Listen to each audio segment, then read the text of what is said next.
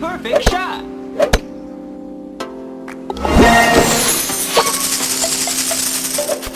Perfect shot!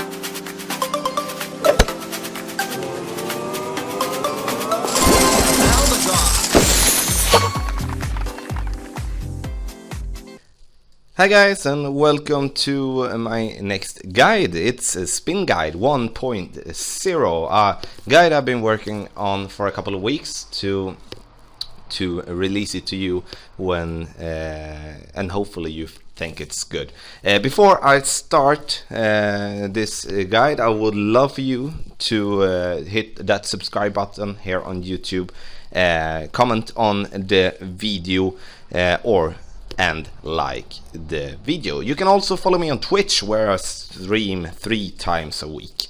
As I said, it's a spin video, spin guide. I'm going to start into 5. I'm going to start with the basics while going through front and backspin. Then I'm gonna go through sidespin, and then I'm going to go through to use spin in the rough, and also the fourth part will be spin, use the spin with different elevations and slopes. And for first, front and backspin, this is basically meant for new players to get to know how to use the spin. So if you haven't been playing this game a lot, this would definitely be helpful for you to get to know the front spin and the back spin, and in which the different situations you find yourself in to use them. If you are a player who have been playing this game a lot, I would suggest you to go to part 2 instead and watch the side spin, because this should be something that you already know. On every club, on almost every club, you are able to use front spin and back spin, at least when you have leveled them up at least. And you will see me now. I'm going to play this hole, and I'm going to use a basic ball. I'm going to show you here. You see here, I can have front spin and I can have back spin. If I'm using backspin, the ball will stop faster than it normally should do. So if you could see here, if I'm changing the club, you see on that line, you see if I drag it up to normal, you see the line is longer. I drag it down, the line is it's further back. And as well with topspin, my line is also in that further in front, which means that with front spin the ball will go longer. As you can see here now, it's bouncing a lot and gonna go out on the fringe. Now I'm using topspin. If I would be having been using backspin, the ball would in that case stop in the bunker or in the rough. And front spin, it's something that you normally use on your driver. It's not common that you use backspin on your driver in the first tools. You come to that point when you come to the higher tools, when there are more trickier fairway to reach, where you need to use some backspin. And also with your wood, you are in that case using a lot of front spin, but also a lot of backspin. I'm going to ship this one over here after this. Here you can see a different situation. While my club, I'm having a different type of backspin, I'm having front spin. You see here on my line, it goes back and it goes in front, which in that case means that if you want to use topspin, I need to adjust my aiming part so the line goes into the hole. If I'm in that case want to use backspin instead, because I don't want my ball to roll that much, I'm doing like this. You know the drill. And then it just line up, and now you will see on my ball it will bounce and lie itself next to the hole. Now we're going to see our opponent, and how our opponent is doing. You can see here now he's using a different way to aim this part, and remember, just watch the line, the ball guideline as I call it. He's using 1 in backspin. You remember that I used a lot of front spin instead, and I'm in that case he's using backspin because he wants his ball to stop.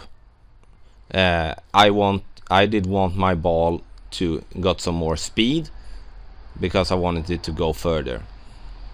Now you can see he's of course when you it doesn't matter actually if you're using maximum front spin and going into the bunker, because the ball will basically stay in the bunker. It's just on a few courses that the ball will roll up again.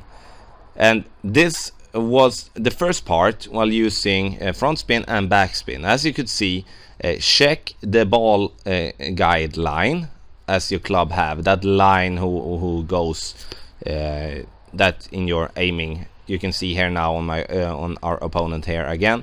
You see that aiming part, that aiming rings. You see that ball guideline. Check that line. If you're new to the game, check that one. You use spin. Check how when using backspin the line will go further back, and if you're using topspin, the line will go further up front. So this was part 1. Now for part 2, gonna go over sidespin and how that works. Now it's time for part 2, and that's sidespin. When you reach a tool, for an example tool 6 and above, when you maybe want to use any kind of special ball, because you sampled special balls during free chest and other chest while you're playing. So when I'm in that case, I'm going to use a special ball here in this game, and I'm going to show you how to use that. You see on the ball guideline again, and I'm going to go like that. I'm gonna have that. You see that it will in that case turn right, and I'm going back again. You see the line go again, and we turn left. The side spin helps your ball to go slightly to the right or slightly to the left to help you pass certain obstacles that you find on the course. And in some courses you need to play your ball a lot to the left or a lot to the right, which makes the special ball very useful, especially in tools 6 and above. I'm not for using special balls to tool 1 until tool 5. And even if this is tool 4, this is just to show how to use the different kind of side spins. So you see here, always watch how much the opponent is using in spin. That has helped me a lot to become a good player in this game. For an example, if my opponent is going first and we are playing on a course where I normally don't know how to hit it and use the spin, check how much the opponent is using and then go from there. Here is also a perfect example where you could use side spin in a perfect way instead of just trying to curl it, because many people think curling is hard. Then you see the line. If I go left, I go further into the rough. If I go right, I go almost into the fairway. Then I combine that with amount of topspin. You see on the line again.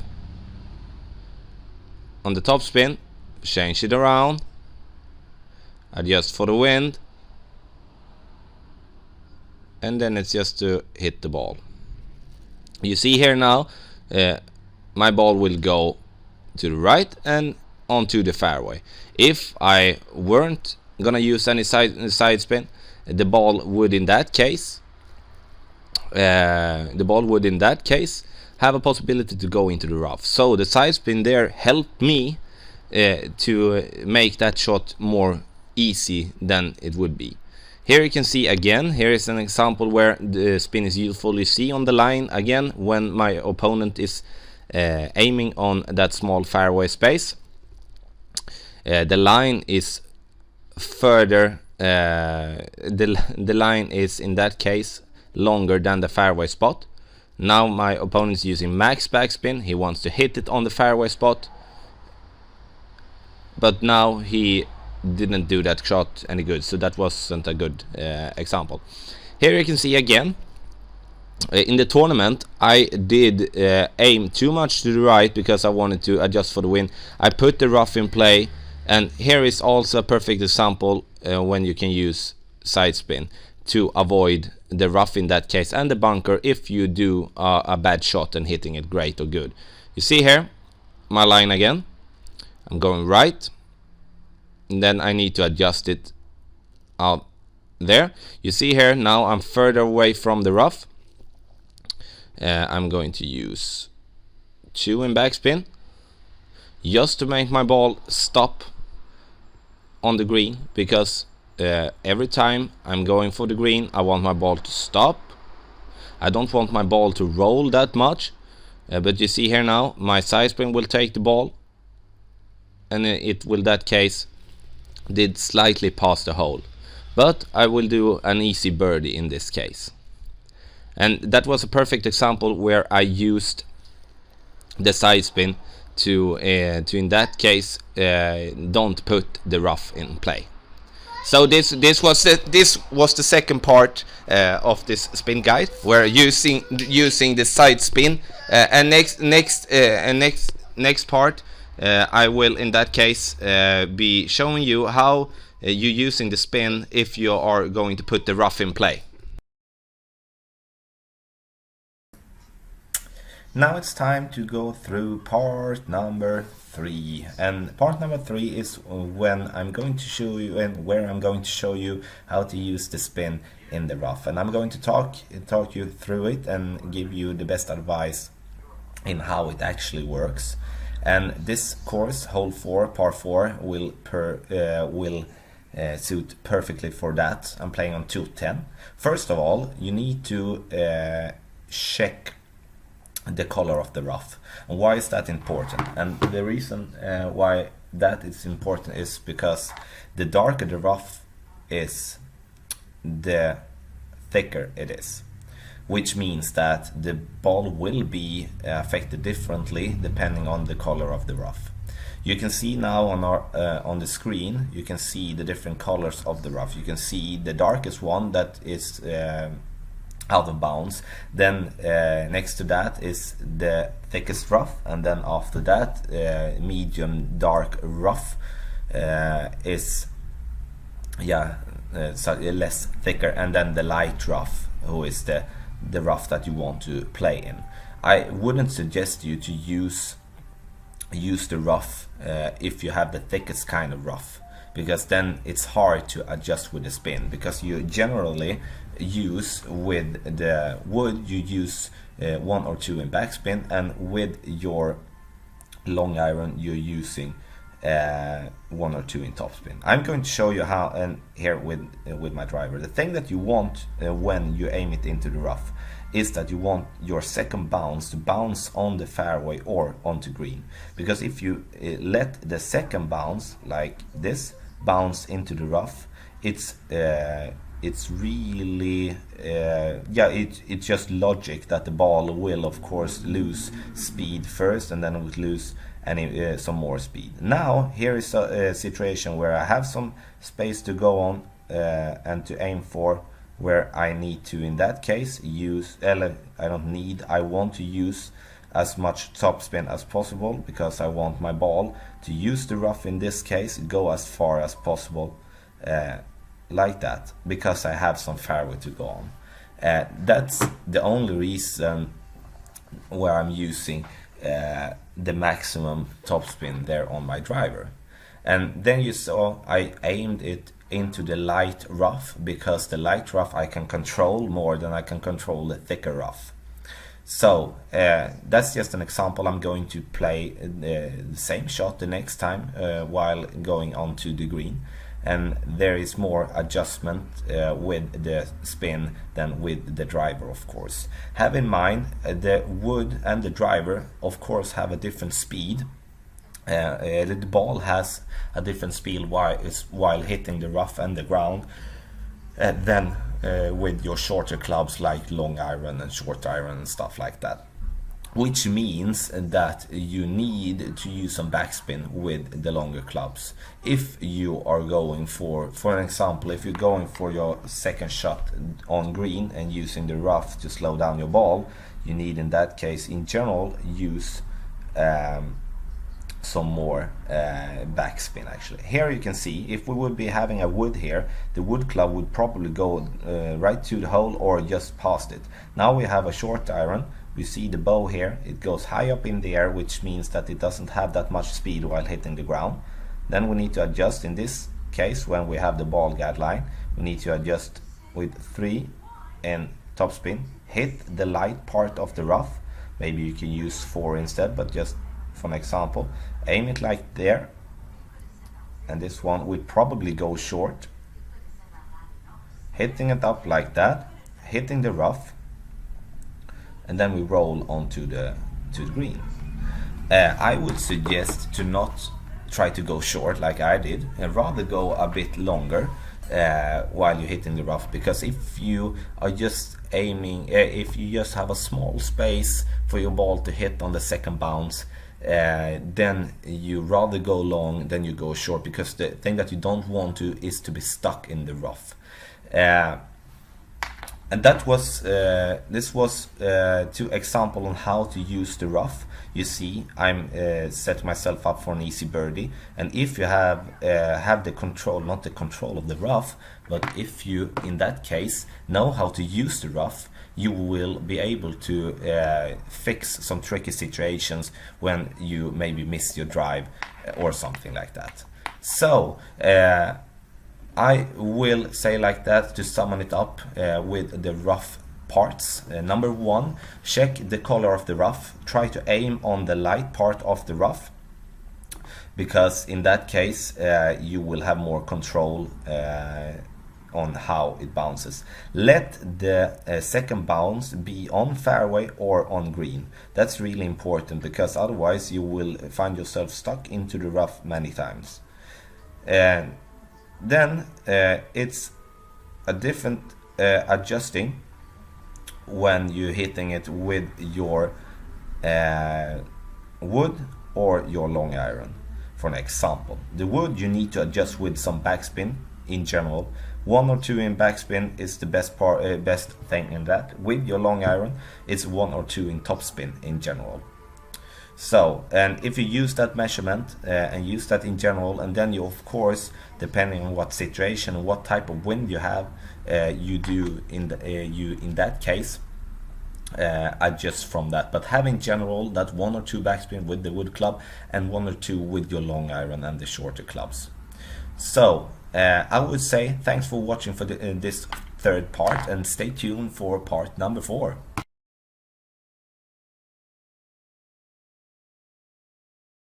Now it's time for part 4, and here it is when I'm going to use the spin while curling, and try in that case to talk you through that and give you some pointers on how it actually works and how you should use it in the best way.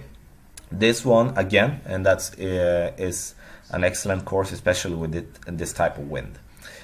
Now you see here, now I'm using maximum topspin, and I am doing that because I want to go for green. I'm gonna use the rough to slow the pace down on my ball. I'm using sidespin because I want my ball to go left. And now you see here, now I have the perfect line for the green, and you see the wind. I have wind to a tailwind and to the right, which means that I need to go here. But in many occasions now, if I just go directly and do a straight shot, my ball will go a bit more to the right, which means that I'm using the curl and the side spin to adapt for the wind.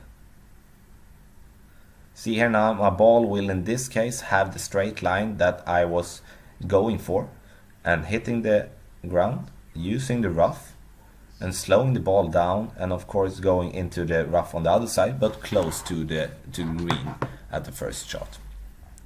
When you're using the curl together with side spin, you can be way off in many times. For an example, now with this type of wind, if we were using let's say maximum side spin to the right, and we would curl it to the right as well, that would make our ball basically, for an example, go in like 90 degrees to the right, which means that if your ball guideline says it goes directly to the pin with the side spin, and you have the wind to the right, don't use any more curl, because the wind will in that case be the curl for you. It maybe sounds kind of easy and just the logic, but it is how it is. But for an example, if you find yourself in a tricky situation where you need to go a lot to the right or a lot to the left, you can use the side spin together with the curl to get like a boomerang effect, which means like you first, when you shoot with the curl, you change the line for your ball, and you in that case go if you curl it to the right and change the line for your ball with the curl, and then you have a different line when you hit when you're hitting the ground, and then together with the side spin to the right will make the ball go even further right, which in that case will of course help you if you need to go too much to the right. But mostly people are using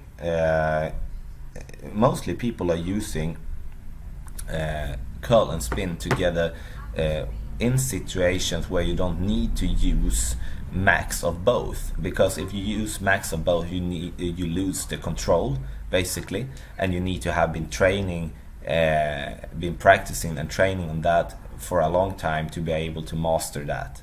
There is just a few players, and actually one player, and his name is George, and he is using curl, he's using slice and hooks together with side spin and stuff like that, and does it really well. But if you're new to the curling part, don't start with max out your curl together with the side spin, because then your ball will not go where you think it will be. And I hope in this case, no, we don't get to shoot out, but this was some basic knowledge on how the ball affects by using spin and curl together. So, and this was the end of the spin guide 1.0. I will of course complete this with a spin guide 2.0. We could be talking about spin for a very long time. If you have any questions about it, if you need some more detailed information about it, please send a message to me here in the comment section, or just to me on Facebook. But if you haven't done it already, please subscribe to the YouTube channel and make a comment on what you think about this video. Did it help you at all? And also like the video if you think it was good for you. You can also follow me on Twitch, where I stream 3 times a week, Tuesday, Thursday and Saturday at 4 p.m. Eastern Standard Time. And I will leave you with this guide, and I hope you liked it, and I wish you an awesome day.